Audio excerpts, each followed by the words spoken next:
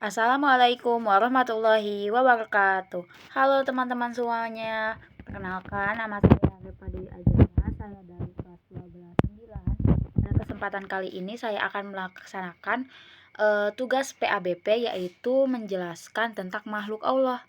Nah, pada kesempatan kali ini saya akan menjelaskan tentang hujan. Ada yang tahu hujan menurut agama Islam dan menurut sains bagaimana? Nah, yang pertama saya akan menjelaskan hujan menurut sains. Jadi, dalam ilmu geografi dan fisika hujan terjadi karena siklus air ya, atau daur hidrologi. Nah, saya akan menjelaskan proses terjadinya hujan. Kenapa sih, pernah gak sih kalian berpikir kayak kenapa tiba-tiba kok terjadi hujan sih gitu? Nah, jadi proses terjadinya hujan itu ada 4, yaitu ada evaporasi, kondensasi, presipitasi, dan infiltrasi, dan aliran permukaan. Nah, apa sih evaporasi? Evaporasi atau penguapan adalah air dari laut, sungai atau danau menguap karena panas matahari. Yang kedua yaitu kondensasi. Kondensasi atau pengembunan. Uap air naik ke atmosfer, mendingin lalu berubah menjadi butiran air kecil dan membentuk apa? Ya, membentuk awan. Yang ketiga yaitu presipitasi atau turunnya hujan. Nah, ini dia. Pada proses ketiga baru turunnya hujan, yaitu jika awan sudah jenuh, butiran air membesar dan berat, maka jatuh ke bumi sebagai hujan. Yang keempat yaitu infiltrasi dan aliran permukaan. Air meresap ke tanah atau mengalir kembali ke sungai dan laut. Jadi, menurut sains, hujan adalah hasil proses alamiah yang teratur dan dapat dijelaskan secara ilmiah. Nah, itu tadi adalah hujan menurut sains. Bagaimana hujan menurut Islam? Dalam Islam, hujan adalah rahmat dan tanda kekuasaan Allah Subhanahu wa taala. Hujan bukan sekedar proses alam, tetapi terjadi atas izin dan kehendak Allah. Nah, Quran surat yang menjelaskan proses turunnya hujan secara bertahap adalah ada Quran surat Ar-Rum, Quran surat An-Nur, Quran surat Al-A'raf. Di sini saya hanya akan menjelaskan tentang Quran surat Ar-Rum saja, yaitu surat ke-30 ayat 48.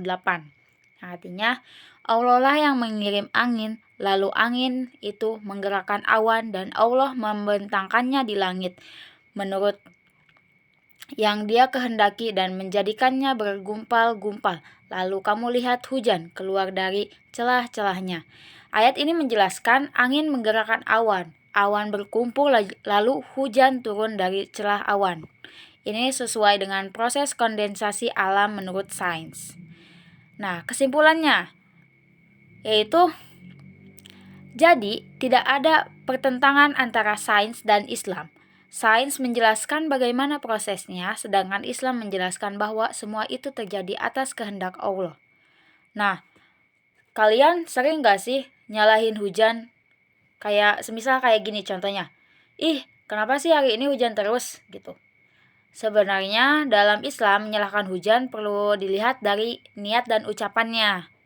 Ada misalkan ketika jika menyalahkan hujan seolah-olah hujan penyebab utama tanpa Allah nih, misalkan jika seseorang berkata atau meyakini bahwa hujan terjadi tanpa kehendak Allah, atau menganggap hujan membawa sial dan berdiri sendiri sebagai penyebab, maka ini bisa termasuk perbuatan syirik, teman-teman.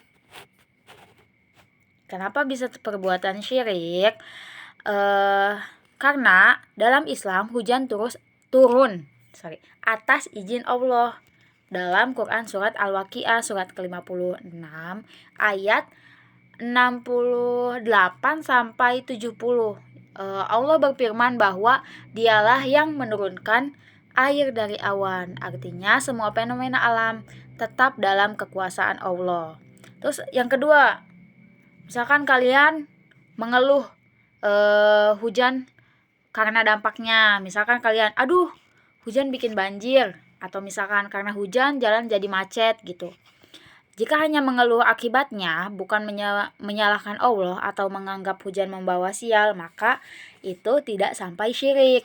Tetapi tetap kurang baik jika disertai keluhan berlebihan terhadap takdir Allah. Sebaliknya, mengganti dengan kalimat lebih baik, yaitu dengan semoga Allah memberi keselamatan, semoga hujannya membawa berkah. Yang ketiga yaitu pandangan Islam tentang hujan. Hujan disebut sebagai rahmat dalam Al-Quran. Yang tadi saya jelaskan di awal yaitu dalam Quran Surat Ar-Rum dan Quran Surat Al-A'raf. Jadi kesimpulan dari penjelasan tentang hujan adalah yang pertama, ketika kita dalam menyalahkan hujan nih, jika menyalahkan hujan sampai menolak takdir Allah, bisa termasuk dosa besar, bahkan syirik jika diyakini hujan berdiri sendiri. Yang kedua yaitu jika hanya mengeluh karena dampaknya, tidak sampai syirik, tapi sebaiknya kita sebagai manusia menjaga ucapan. Yang ketiga itu sikap terbaik adalah bersabar dan berdoa, karena hujan pada dasarnya adalah rahmat dari Allah Subhanahu wa taala. Mungkin cukup sekian penjelasan dari saya, kurang dan lebihnya saya mohon maaf. Wabillahi taufiq wal hidayah.